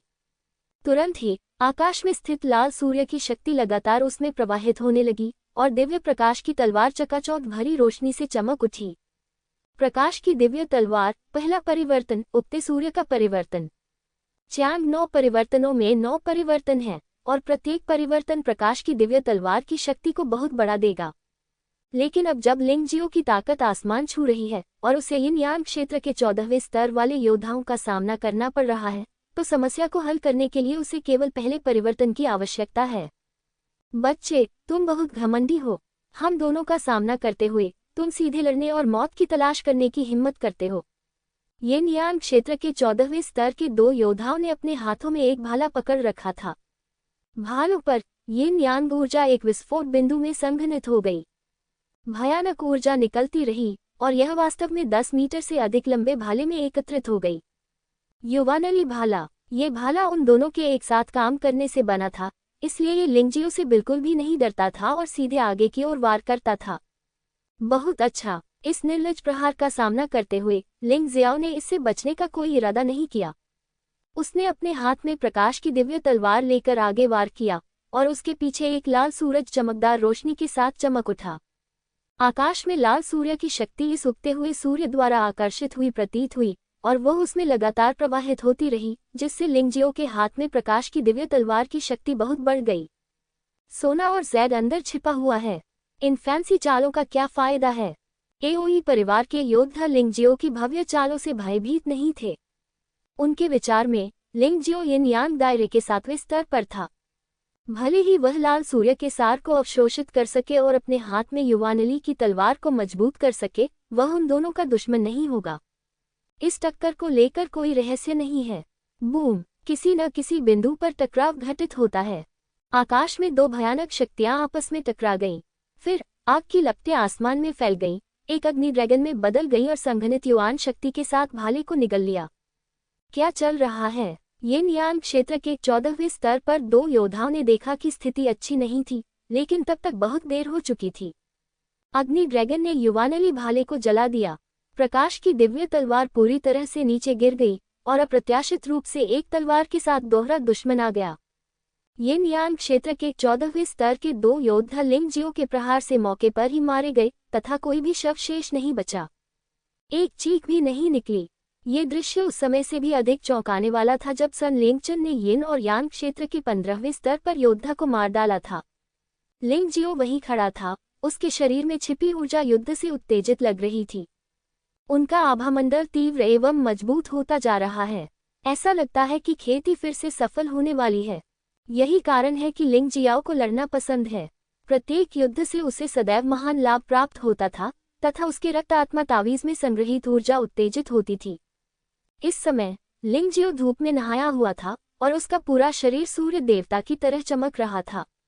उसके शरीर में ऊर्जा का स्राव जारी है और उसकी सांस भी तेज हो रही है। उसे मार डालो, उसे जल्दी से मार डालो, उसे आगे बढ़ने मत दो। आओई परिवार के योद्धा निश्चित रूप से मूर्ख नहीं थे। उन्होंने देखा कि लिंग जियो अचानक वहां स्थिर खड़ा था और उसकी आभा मजबूत होती जा रही थी। उन्होंने स्वाभाविक रूप से अनुमान लगाया कि लिंग जियो शायद आगे बढ़ने वाला है। इस बच्चे से निपटना अब बहुत मुश्किल है। अगर उसे आगे बढ़ने दिया जाए तो क्या ये और भी ज्यादा परेशानी वाली बात नहीं होगी? इसलिए दर्जनों लोगों ने अचानक सभी दिशाओं से लिंग जियो पर हमला कर दिया। लिंग जियो की सफलता को रोकने की कोशिश की, लेकिन जल्द ही उनके सामने कई और प्रतिद्वंद्वी आ गए। Dan Fang, Leng Mei, Lon Chen और अन्य लोगों ने इन लोगों को रोका। बेशक वे इन लोगों को लिंग जियो को परेशान करने की इजाजत नहीं दे सकते थे। लिंग जियो ने कई बार उनकी मदद की थी, और ऐसे महत्वपूर्ण क्षण में लिंग जियो की मदद करने की उनकी बारी थी। इस आदमी से निपटना जितना मैंने सोचा था उससे कहीं अधिक कठिन है। क्राउन प्रिंसेस का चेहरा काला पड़ गया और वह लिंग जियो को पीछे से मारने के इरादे से एक कदम आगे बढ़ी। उसे मारने के लिए आपको ये काम स्वयं करने की आवश्यकता नहीं है। तियानहाई तानाशाह मुस्कुराया, फिर धीरे से अपना हाथ लहराया और अंधेरे में एक मगरमच्छ दानव गार्ड भेजा गया। मगरमच्छ गार्ड के पास कोई स्पष्ट संकेत नहीं है। वे तियानहाई बटू की रक्षा के लिए भूतों की तरह उसके आसपास रहते थे। तियानहाई बटू के आदेश शाही फरमानों की तरह थे। ध्यान से। भीड़ में से चीखने की आवाज आए और वह आवाज वास्तव में जुन मोचो की थी। अतीत में जुन मोचो और लिंग जियाओ की मुलाकात तियानहाई शहर की भूमिगत दुनिया में हुई थी और उसे वहां पूरी तरह से सबक सिखाया गया था। इसीलिए उसने आगे छलांग लगाई। यदि यह कोई और होता तो वे लिंग जियो के बारे में नहीं सोचते, बल्कि लिंग जियो से बदला लेने के बारे में सोचते। लेकिन जुन मोचो जाहिर तौर पर उस तरह का व्यक्ति नहीं था। इसके बजाय वह हमेशा लिंग जियाओ की मदद के लिए आभारी थी। हालांकि यह केवल वस्तुनिष्ठ मदद थी, लेकिन यह उसके लिए बहुत महत्वपूर्ण थी। मगरमच्छ राक्षस रक्षक की गति बहुत तेज थी और एक भयावह आभा थी। यदि यह कोई और होता तो यह बताना कठिन होता कि आभा किस दिशा से आ रही थी।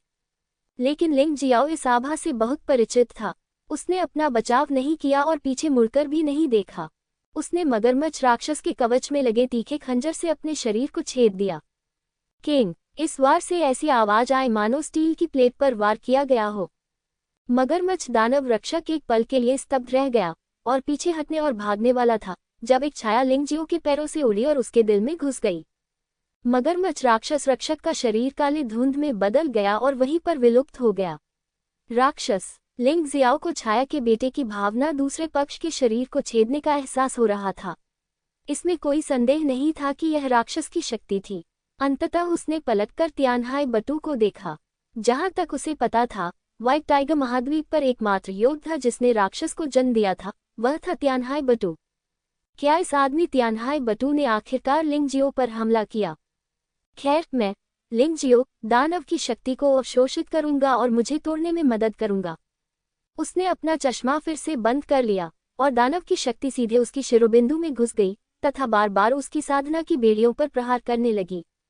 बूम! लिंग जियाओ के दिमाग में कुछ टूटने की आवाज गूंजी। वह महसूस कर सकता था कि उसकी साधना सफल हो गई है। और एक बार जब ये टूट गया तो ऐसा लगा कि वह रुक नहीं सकेगा। 12वें स्तर का मध्य चरण, 12वें स्तर का अंतिम चरण, 12वें स्तर का शिखर। कितनी दुख की बात है, दबाव अभी काफी नहीं है और हमें अभी भी लड़ना है।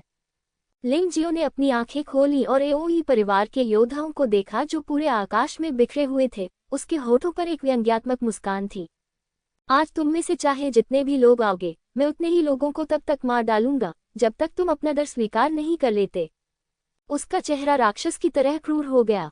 फिर उसके शरीर पर सुनहरा प्रकाश गायब हो गया और उसकी जगह एक गहरे काले रंग की गैस ने ले ली। बुराई, डरावनी, भयानक। वह एक भूत की तरह दुश्मन की टुकड़ी पर टूट पड़ा और वह जहां भी गया, मूलतः कैंग जिंग परिवार का कोई भी योद्धा जीवित नहीं बच सका। अब यहाँ पहरा दे रहे योद्धाओं में सबसे शक्तिशाली यिन यान क्षेत्र के 13वें स्तर पर था। सबसे कमजोर यिन यान क्षेत्र के 10वें स्तर पर था।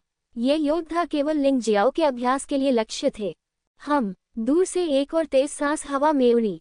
यिन यान क्षेत्र के 15वें स्तर का एक और मजबूत आदमी। ये कैंग जिंग परिवार वास्तव में सरल नहीं है। यिन यान क्षेत्र के 15वें स्तर के एक मजबूत आदमी को लापरवाही से मरने के लिए भेज दिया गया। लिंग जियो ने थोड़ा मुस्कुराया, उन कमजोरों को त्याग दिया और इस बड़ी मछली को मारने के लिए तैयार हो गया। लेकिन इस समय म्यू वानशुंग ने वास्तव में कार्रवाई की। इंतजार करना बहुत उबाऊ है, मैं भी हस्तक्षेप करूंगा। उसने कार्रवाई इसलिए की क्योंकि उसे लगा कि सन लिंगचन ने लाइमलाइट चुरा ली है और वह अपने दिल में थोड़ा असहज महसूस कर रही थी। इसके अलावा फैन रुओहाई ने उसे लिंग जियो के साथ दोस्ती करने के लिए भी कहा था। ये बड़ा अवसर है। म्यू वानशुंग का शरीर प्रकाश की धारा में बदल गया और उसके हाथ में एक लंबी तलवार दिखाई दी। ब्लेड कपड़े के टुकड़े की तरह हवा को चीरता हुआ आगे बढ़ा और उस मालिक को मार डाला जो अभी अभी वहां पहुंचा था। यिन यान क्षेत्र के 15वें स्तर का शक्तिशाली व्यक्ति यहां श्रेय लेने आया था, लेकिन उसने शायद कभी सपने में भी नहीं सोचा होगा कि यहाँ आते ही सबसे पहले उसे मौत की धमकी मिलेगी। आगे कोई रास्ता नहीं है। म्यू वानशून की आकृति गुरु के सामने प्रकट हुई और उसने ठंडे स्वर में कहा, और फिर तलवार चमक उठी। येन यांग क्षेत्र के 15वें स्तर के स्वामी को तलवार की रोशनी ने टुकड़ों में फाड़ दिया, इससे पहले कि वह उस दुश्मन को देख पाता जिसे वह मारना चाहता था। कितना भयानक! म्यू वानशून और सुन लेंगचान, ये दो महिलाएं शायद 13 शीर्ष प्रतिभाओं के सबसे करीब हैं, है ना? ये दृश्य देखकर भीड़ आश्चर्यचकित रह गई। धन्यवाद, लेकिन तुमने मेरा सिर चुरा लिया। लिंग जियाओ थोड़ा उदास था। वह मूल रूप से येन यांग दायरे के 15वें स्तर के इस मास्टर के साथ लड़ना चाहता था, लेकिन उसे म्यू वानशून से हारने की उम्मीद नहीं थी। बेशक, हालांकि उन्होंने उसका सिर काट दिया, लेकिन वे उसकी मदद तो कर ही रहे थे, इसलिए उसे फिर भी धन्यवाद कहना पड़ा। लेकिन एओई परिवार के शेष योद्धा दुखी थे और लिंग जियो उन पर अपना गुस्सा निकालना चाहता था। कुछ मत करो, वे सब मेरे हैं। लिंग जियो हवा में लटका हुआ था। काली आभा अधिक से अधिक घनी हो गई और पूरा व्यक्ति बुरी आभा से आक्रांत लग रहा था। लेकिन जो लोग उसे जानते थे, वे जानते थे कि वह अभी भी वही है। हालांकि उसका आभामंडल बुरा था, फिर भी उसकी आंखें साफ और चमकदार थीं। दौड़ना। बुद्धिमान लोग हमेशा खतरे का पूर्वानुमान लगा सकते हैं। घटनास्थल पर एओई परिवार के 300 से अधिक योद्धाओं में स्वाभाविक रूप से चतुर लोग थे।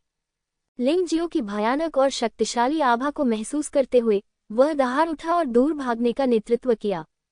मेरे हाथों मरना और मेरी सफलता की कुंजी बनना आपके लिए सचमुच सम्मान की बात है। छाया के 12 रहस्य काली जेल। लिंग जियाओ के हाथ में एक काली गेंद थी जिसे बाहर फेंक दिया गया। काली गेंद तुरंत विशाल हो गई और एक भंवर बन गया जिसने एओई परिवार के 300 से अधिक योद्धाओं को निगल लिया। काली जेल सिर्फ ऊर्जा ही नहीं, बल्कि सब कुछ अवशोषित कर सकती है। ये केवल संस्थाओं को अवशोषित करते समय ही दुश्मन को फंसा सकता है, लेकिन उन्हें मार नहीं सकता। हालांकि जब तक ये लोग फंसे रहेंगे, लिंग जियो के पास उन्हें मारने के अनगिनत तरीके हैं।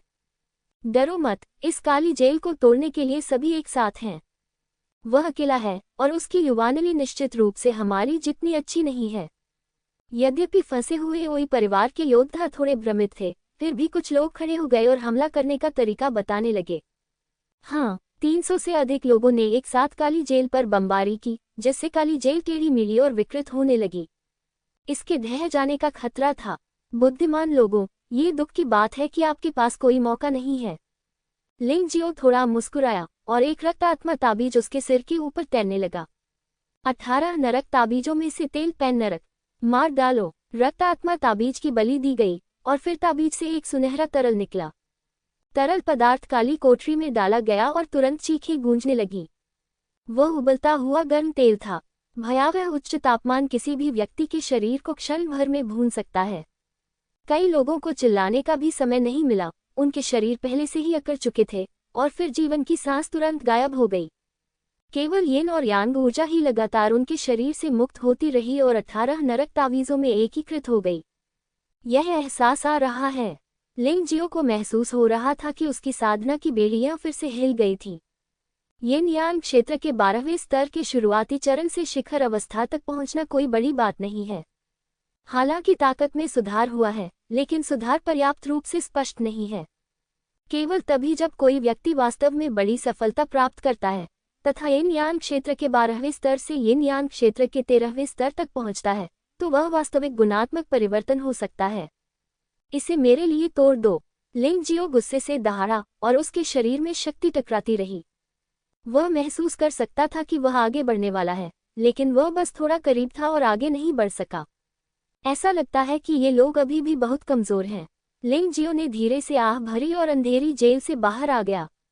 जमीन पर बम से लदे शव पड़े थे। दृश्य वाकई भयानक था। क्या हमें सचमुच उन सबको मार डालना होगा? कई लोग दंग रह गए। एओई परिवार बड़ी ताकत से आया और सैकड़ों लाशें छोड़ गया, लेकिन लिंग जियाओ के शरीर पर एक बाल भी नहीं बचा। अगर यह फैल गया तो मुझे डर है कि भविष्य में एओई परिवार यहाँ अपना सिर नहीं उठा पाएगा। हालांकि रहस्यमय दुनिया एक ऐसी दुनिया है जहाँ कमजोर लोग ताकतवर लोगों को खा जाते हैं। यदि लिंग जियो काफी मजबूत है तो वह एओई परिवार को झुका सकता है। इससे भी बड़ी बात कि यह मामला मूल रूप से एओई परिवार की गलती थी। उसे परेशान करने के लिए कोई दूसरा पक्ष नहीं आना चाहिए, बल्कि उसे ही एओई परिवार को परेशान करना चाहिए। ये सही है। मैं न्याय मांगने के लिए एओई परिवार के पास जा रहा हूँ। मेरे साथ आने की हिम्मत किसमें है? लिंग जियाओ ने ऊंची आवाज में कहा। मैं स्वर्गीय साम्राज्य के कुछ लोगों को स्वाभाविक रूप से संकोच करने की कोई बात नहीं है। वे निश्चित रूप से लिंगजियो का समर्थन करेंगे। लियुलियान और कोउ जिलिंग ने भी प्रतिक्रिया दी। स्वाभाविक रूप से वे दोनों इस तरह की चीजों में पीछे नहीं रहेंगे। क्या तुम सच में एओई परिवार में जाना चाहती हो? एओई परिवार का मुखिया शायद पुनर्जन्म क्षेत्र का एक मजबूत आदमी है। क्या तुम सच में डरी नहीं? सुन लेंगचान ने भौहें सिकोड़ते हुए पूछा। उसने महसूस किया कि लिंगजियो थोड़ा बहक गया था। तो क्या हुआ अगर मैं डरती हूँ? तो क्या हुआ अगर मैं नहीं डरती हूँ? अगर मैं एओई परिवार के पास नहीं जाती तो क्या वे मुझे जाने देंगे? लिंगजियो ने तिरस्कारपूर्वक मुस्कुराते हुए कहा, पुनर्जन्म क्षेत्र वास्तव में बहुत मजबूत है। यिन और यांग क्षेत्र से कहीं बेहतर है, लेकिन वह अजय नहीं है। क्या ऐसा हो सकता है कि उसके पास अभी भी भरोसा करने के लिए कुछ हो? सुन लेंगचन ने निश्चित रूप से लिंग जियाओ को कम आंकने की हिम्मत नहीं की। लिंग जियाओ के शब्दों को सुनने के बाद उसने निष्कर्ष निकाला कि लिंग जियाओ को किसी और पर भरोसा करना चाहिए और पुनर्जन्म क्षेत्र में गुरुओं से डरना नहीं चाहिए। यदि ऐसा है तो फिर उसे और किस बात का डर है? अपनी गतिविधि या योजना में मुझे शामिल करें। सन लेंगचान ने कहा, मेरे बिना इतना मजेदार काम कैसे हो सकता है? छोटा बच्चा इसे आजमाने के लिए उत्सुक लग रहा था। मैं भी जाऊंगा।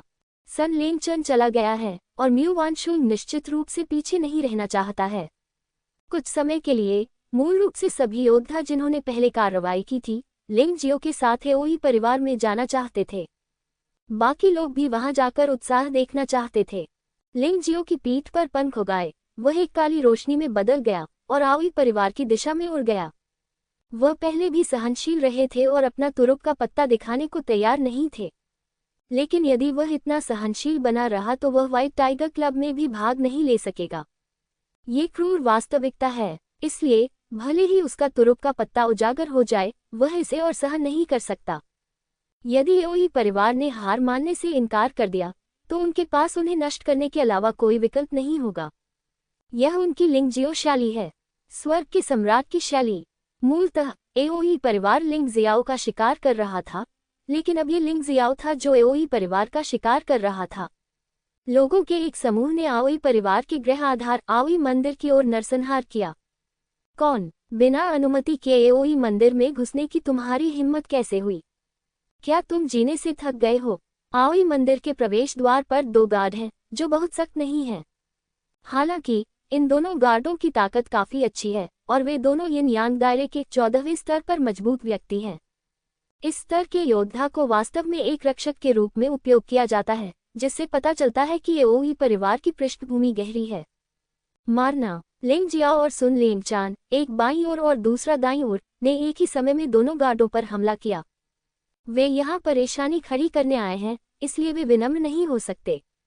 ये 2 पहरेदार दशकों से एओई मंदिर के द्वार की रखवाली कर रहे हैं और किसी ने भी इस स्थान को तोड़ने की हिम्मत नहीं की। इसकी संभावना और भी कम है कि कोई भी उनके खिलाफ कार्रवाई करने का साहस करेगा। यहाँ तक कि झेंगई संप्रदाय के योद्धा भी उनके प्रति आदरभाव रखते थे। हालांकि आज स्थिति बहुत अलग है। 2 युवा योद्धा वास्तव में उन पर हमला करना चाहते थे।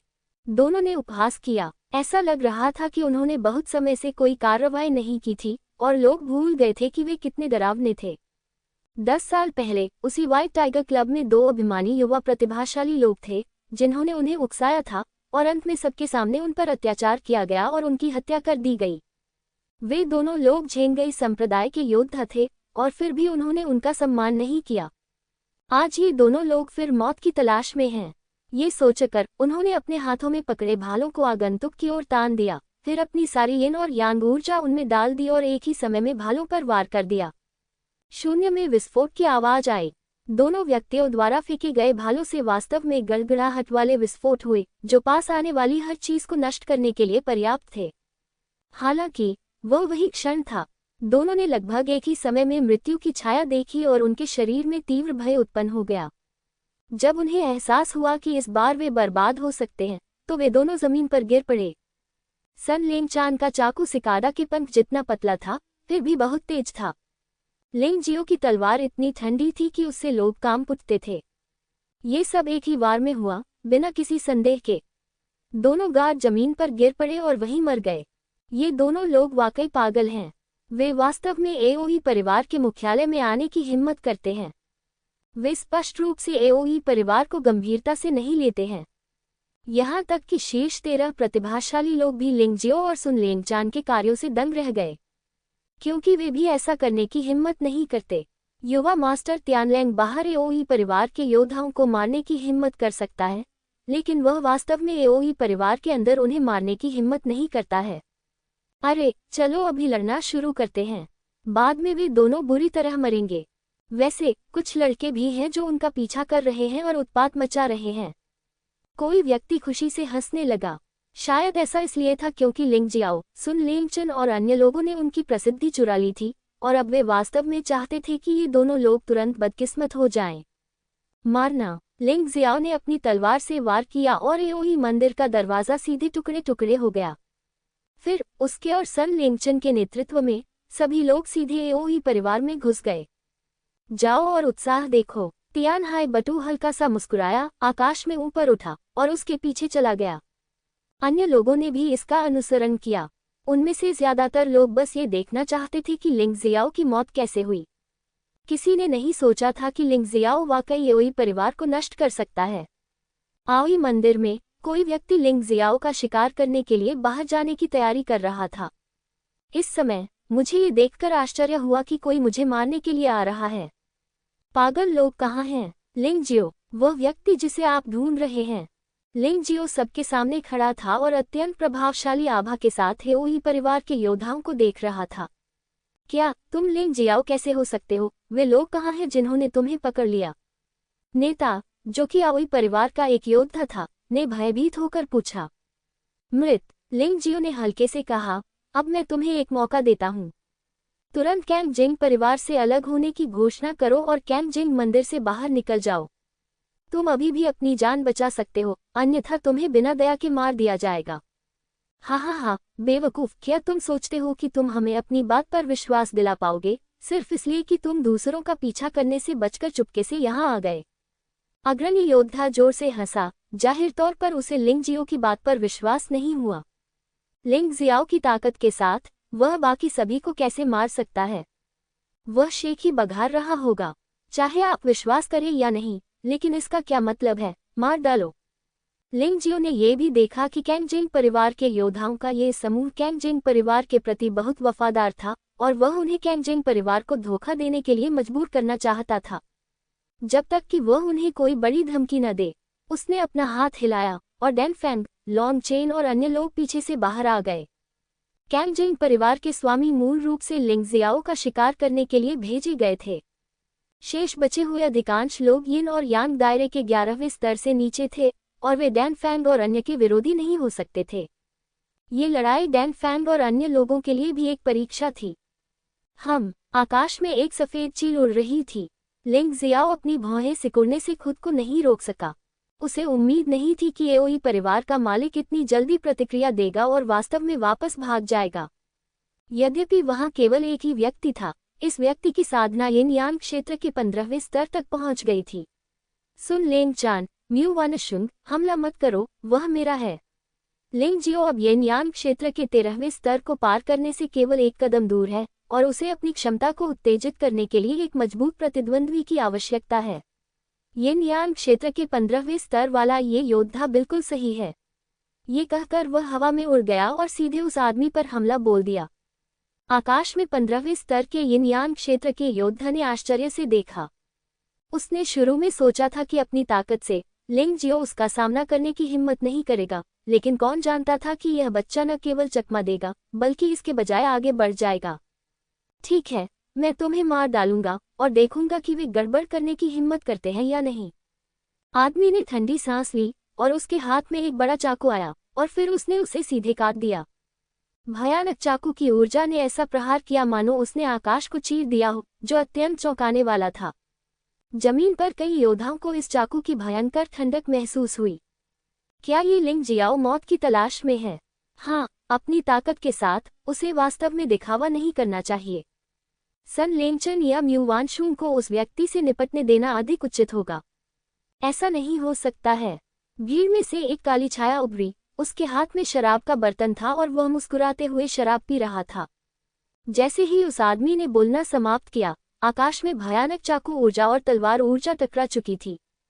लिंग जियो के पीछे अचानक एक आकृति उभरी। इस व्यक्ति ने रक्त लाल कवच पहना हुआ था, उसके उलझे हुए बाल पीछे की ओर लटके हुए थे। उसके शरीर पर जानलेवा आभा ने व्हाइट टाइगर फेग्युन सम्मेलन में भाग लेने वाले अनगिनत प्रतिभाशाली लोगों को भी चौंका दिया। भगवान व्हाइट ब्लेड की हत्या। तियानहाई बट्टू ने अपना चश्मा छोटा कर लिया। ये killing god white blade martial आत्मा है, लेकिन वह हमेशा फेंगमिन किशन से मार्शल आत्मा प्राप्त करना चाहता था, लेकिन उसे उम्मीद नहीं थी कि लिंग जियो को वास्तव में यह मिल गया है।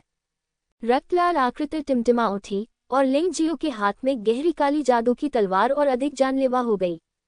विस्मयादिबोधक चिन्ह। एक क्षण के बाद तलवार की ऊर्जा बिखर गई और यहाँ तक कि 15वें स्तर के यिन यांग क्षेत्र योद्धा के हाथों की बड़ी तलवार में भी आ गई। असंभव, भाड़ में जाओ। आदमी ने दहाड़ते हुए यिन यांग युवानली को पूरी तरह से छोड़ दिया और उसके पीछे एक आकृति भी प्रकट हुई। वह आओई परिवार का पूर्वज था, जो मानव अमर प्राणियों में से एक था जिसने अतीत में मानव राजा को धोखा दिया था। आओई पैतृक आत्मा। यह आओई परिवार के अधिकांश योद्धाओं की सामान्य मार्शल आत्मा है, लेकिन कुछ अधिक शक्तिशाली होते हैं और कुछ कमजोर होते हैं। मार्शल आत्मा उभरी और उसने किलिंग गॉड व्हाइट ब्लेड को देखा और वास्तव में उसमें एक भयानक चेतना थी। फिर यह एक पागलपन भरा रेचन था। टूटी हुई तलवार से भयानक शक्ति लिंग जियो की ओर बढ़ी। लिंग जियो न केवल भयभीत नहीं हुआ, बल्कि उसने आश्चर्य का भाव भी दिखाया, जिससे तलवार की ऊर्जा ने उसे मार डाला और उसे जोरदार चोट पहुंचाई। बहुत बढ़िया। भयानक तलवार की ऊर्जा ने उसे काट दिया और लिंग जियो का शरीर केवल सफेद निशानों की एक परत से ढका था, खून का कोई निशान भी नहीं था। हालांकि भयानक तलवार की ऊर्जा लिंग जियो के शरीर में प्रवेश कर गई, जिससे लिंग जियो को यिन यांग क्षेत्र के 13वें स्तर के निषिद्ध दरवाजे को वास्तव में तोड़ने में मदद मिली। विस्मयादिबोधक चिन्ह। लिंग जियाओ को महसूस हो रहा था कि उसके शरीर में कुछ टूट गया है। उसकी शक्ति अचानक बढ़ गई। हालांकि ये शक्ति अभी भी उसके द्वारा छिपी हुई थी। यिन यांग क्षेत्र के मात्र 15वें स्तर के योद्धा से निपटने के लिए उसे यिन यांग क्षेत्र की 13वीं स्तर की साधना की आवश्यकता नहीं थी। हा, इस चाकू के लिए धन्यवाद, मैं तुम्हें तुरंत मौत दूंगा। लिंग जियो को अपने शरीर पर लगे निशान की बिल्कुल भी परवाह नहीं थी। उसके हाथ में मौजूद काली जादुई तलवार ने जल्दी ही एक भयानक आभा जमा कर ली और आसमान में मौजूद योद्धा पर निशाना साधा। दुस्साहसी पागल, बंद करो इसे। वह भयानक आवाज बहुत दूर से गरजने जैसी आ रही थी। लिंग जियाओ ने थोड़ा सा मुंह सिकुड़ा, लेकिन आश्चर्यचकित था। इस व्यक्ति की सांस लंबी थी और आवाज घंटी जैसी थी। केवल सांस के आधार पर ही मुझे लगता है कि उसकी साधना यिन यांग क्षेत्र के 18वें स्तर तक पहुंच गई होगी। वह निश्चित रूप से उनकी प्रतिद्वंद्वी नहीं है। ऐसा लगता है कि कैंग जिंग परिवार का असली मालिक आखिरकार लौट आया है, लेकिन बहुत देर हो चुकी है। लिंग जियो उन लोगों पर कभी दया नहीं दिखाता जो उसे मारना चाहते हैं। वह अपने लोगों पर भी दया नहीं दिखाएगा। हा, बच्चे, तुम मर गए। हमारे कैंग जिंग परिवार के योद्धा वापस आ गए हैं। तुम्हारे पास कोई मौका नहीं है। भले ही तुम अब भागना चाहो, यह असंभव है।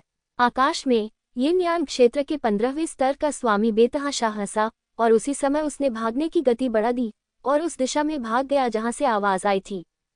हा, चाहे मैं मरूं या नहीं, आप इसे वैसे भी नहीं देख सकते।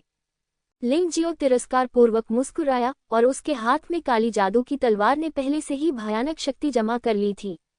आकाश में तलवारों से हत्या का भय व्याप्त था। भयानक दुष्ट आत्मा। काली और उदास सांस। अंधेरा दानव तलवार शरीर को नष्ट करो। उस समय लिंग जियो की तलवार ने आखिरकार धीरे से वार किया और एक विशाल काली तलवार की ऊर्जा डार्क डायमंड तलवार से निकली, एक काली बिजली की तरह, आकाश में योद्धा पर वार करते हुए। जब उस आदमी ने ये दृश्य देखा तो उसके शिष्य भय और निराशा से भर गए। नहीं, उसके पास केवल चीखने का समय था और फिर उसके शरीर को सीधे इस भयानक काली तलवार ऊर्जा द्वारा छेद दिया गया। उसका शरीर और उसकी सीट के नीचे बैठा सफेद चील टुकड़े टुकड़े हो गए। इस तलवार ऊर्जा की विनाशकारी शक्ति अद्भुत है। बेवकूफ, तुम तो बस मौत की तलाश में हो। गड़गड़ाहट जैसी भयानक आवाज फिर से आए और लिंग जियो ने आकाश में एक विशाल ताड़ के निशान को उड़ते देखा।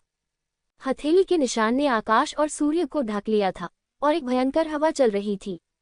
तुम्हें इतनी दूरी से हमला करने का बहुत भरोसा है, इसे मेरे लिए तोड़ दो। लिंग जियो जानता था कि प्रतिद्वंद्वी बहुत मजबूत था, लेकिन इतनी लंबी दूरी पर हमला बहुत कम करना होगा। उसने लापरवाही से काले जादू की तलवार घुमाई और विशाल हथेली के निशान पर वार कर दिया। स्विश! तलवार की ऊर्जा हवा में फैल गई और हथेली का निशान तुरंत टूट गया और फिर हवा में गायब हो गया। हालांकि लिंग जियो भी सख्त सावधानी बरतते हुए तुरंत पीछे हट गया और दूर से लोगों के समूह को घूरने लगा। लोगों का ये समूह बहुत जल्दी आया और उनकी साधना बहुत मजबूत थी। उनमें से सबसे खराब साधक वास्तव में यिन यान क्षेत्र के 14वें स्तर पर था, जबकि यिन यान क्षेत्र के 15वें स्तर पर दर्जनों योद्धा थे। यहाँ तक कि यिन यान क्षेत्र के 16वें स्तर पर 7 या 8 योद्धा भी थे। यिन यान क्षेत्र के 17वें स्तर पर भी 2 या 3 योद्धा थे। ये संभवतः आओई परिवार की सबसे शक्तिशाली शक्ति थी। इस पैमाने पर यह कोई आश्चर्य की बात नहीं थी कि एओई परिवार ने किसी भी योद्धा को अपमानित करने का साहस किया। बेशक पहले हमला करने वाला आदमी बाकी लोगों से ज्यादा भयानक था। वह यिन यान क्षेत्र के 18वें स्तर पर था और उसकी उम्र 40 वर्ष से कम लग रही थी। हालांकि वह व्हाइट टाइगर मीटिंग में भाग नहीं ले सका, लेकिन वह निश्चित रूप से एक प्रतिभाशाली योद्धा था। मुझे लगता है कि 10 साल पहले आखिरी व्हाइट टाइगर मीटिंग में वह एक बेहतरीन योद्धा था। इतनी मजबूत लाइनअप के साथ मुझे डर है कि एओई परिवार के मुखिया को छोड़कर बाकी सभी को आना चाहिए था। अच्छा आदमी, ऐसा लगता है कि जिस महिला को पहले लिंग जियो ने मार डाला था, वह वास्तव में एओई परिवार में एक बहुत ही महत्वपूर्ण व्यक्ति थी। अन्यथा एओई परिवार इतना पागल नहीं होता और इतना मजबूत लाइनअप नहीं भेजता। मध्यम आयु वर्ग के व्यक्ति ने एओई परिवार में जमीन पर पड़ी लाशों को देखा और उसकी अभिव्यक्ति काली जेल के पानी की तरह उदास थी। फिर उसने लिंग जियाओ को ठंडी नजर से देखा और कहा, क्या तुम नेता हो? हाँ, लिंग जियाओ ने सिर हिलाया। अच्छा, बहुत अच्छा। आओई मंदिर की स्थापना के बाद से किसी ने भी हमारे लोगों को मारने के लिए यहाँ घुसने की हिम्मत नहीं की। आप बहुत बहादुर हैं। फिर उसने लिंग जियो के पीछे खड़े लोगों की ओर देखा और कहा, आप भी बहुत बहादुर हैं। लेकिन बहादुर होने का मतलब बहादुर होना नहीं है। आपको एओई परिवार की सबसे क्रूर सजा का सामना करना पड़ेगा और आपको इस हद तक प्रताड़ित किया जाएगा कि आप मरना चाहेंगे। उसकी आंखें तीव्र आक्रोश से भरी हुई थीं। जिस महिला की हत्या हुई वह आओई परिवार की सबसे बड़ी बेटी थी, जो उसकी मंगेतर थी। आओई परिवार में हमेशा से ही अंतर्जातीय विवाह होते रहे हैं। परिवार में सबसे उत्कृष्ट प्रतिभा के रूप में आओई को ये सम्मान प्राप्त है।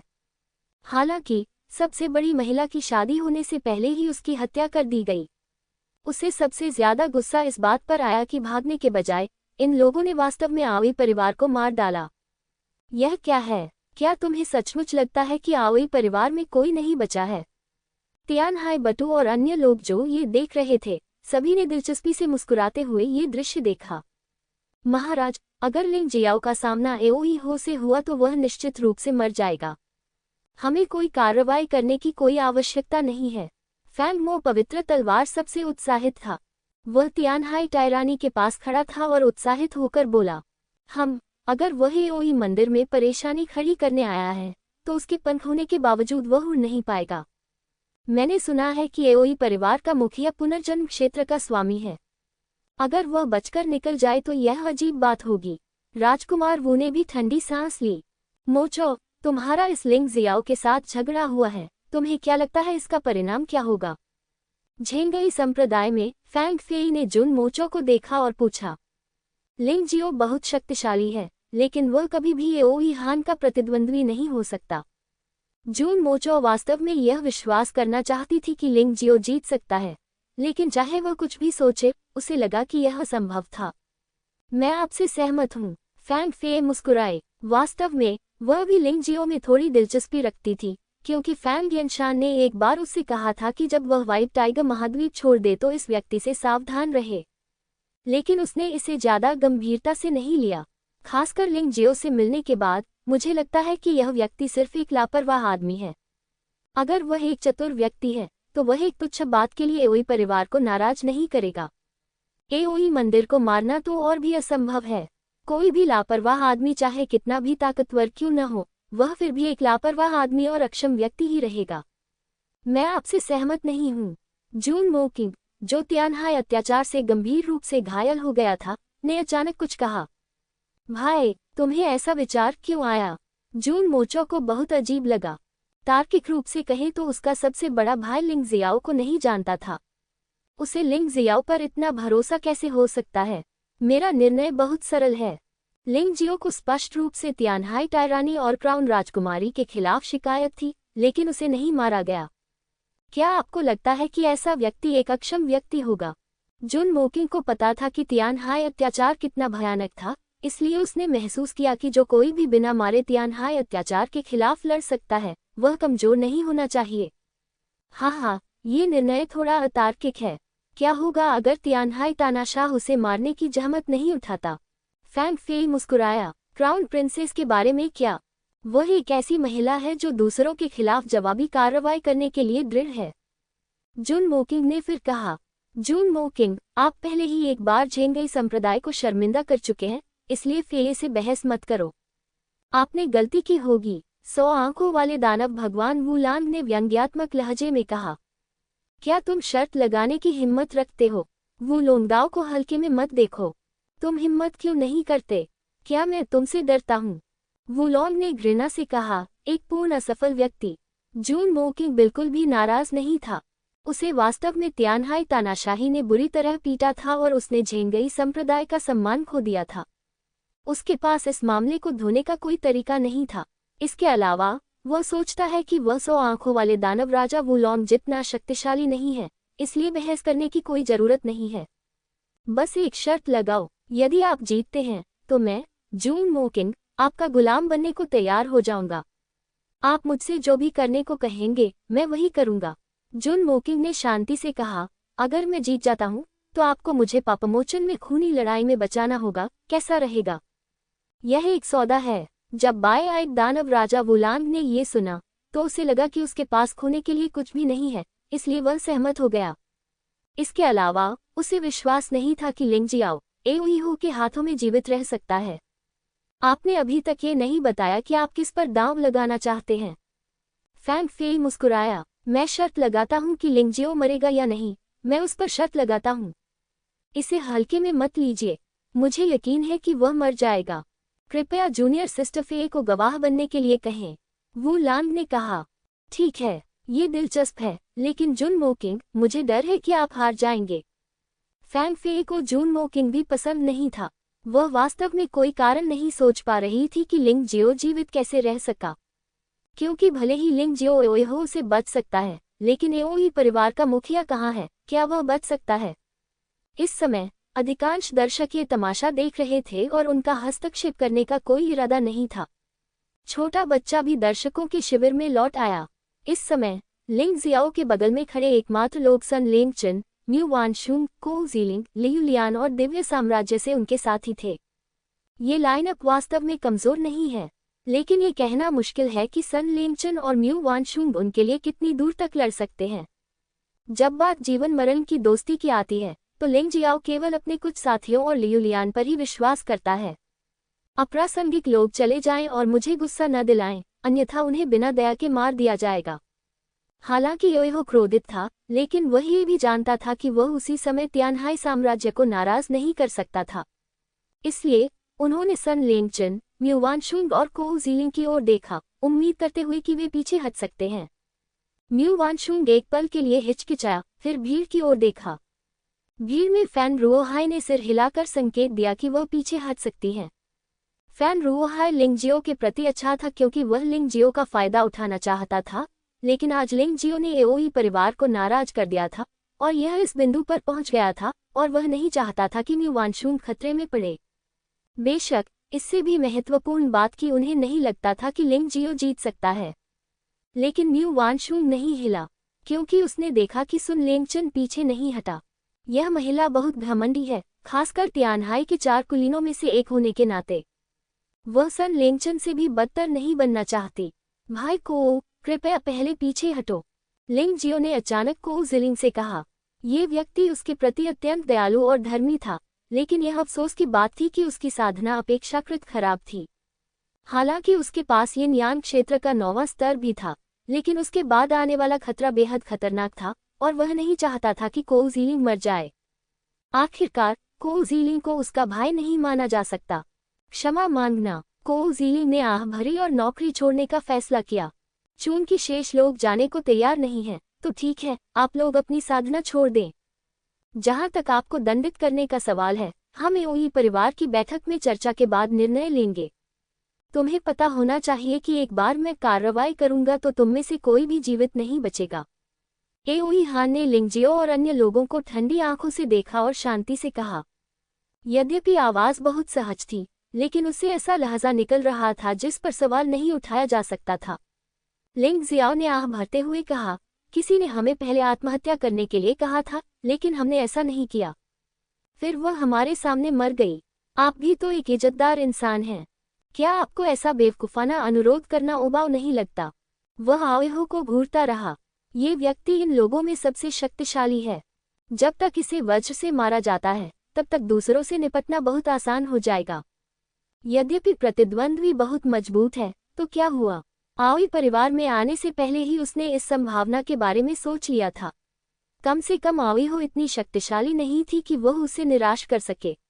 शायद ऐसा इसलिए था क्योंकि उसने चांगल सीक्रेट दायरे में एक शक्तिशाली और भयानक अस्तित्व देखा था। अब चाहे वह किसी से भी मिले, वह अपने प्रतिद्वंद्वी की तुलना उस आदमी से करेगा। अब तक किसी भी प्रतिद्वंद्वी के पास इतनी भयावह आभा नहीं हो सकती। नाइट स्टॉकर के पास कोई नहीं है, तो फिर उसे और किस बात का डर है?